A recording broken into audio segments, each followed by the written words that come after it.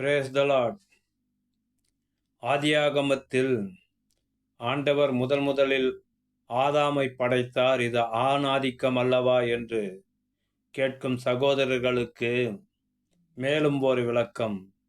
ஆணாதிக்கம் இல்லை, தேவனுடைய பார்வையில் சமத்துவம்தான் இருந்தது என்பதற்கு மற்றும் ஒரு வசன ஆதாரத்தை நாம் பார்ப்போம்.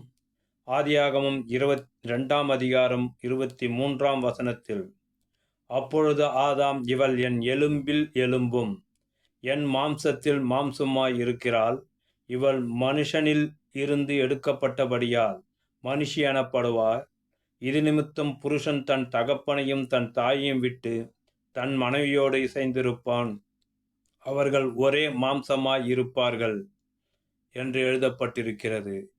இதை வாசித்தாலே போதும், தேவன் எவ்வளவு ஞானமாய் ஆணுக்கும் பெண்ணுக்கும் சமத்துவத்தை தந்திருக்கிறார் என்பது விளங்கும். நன்றி.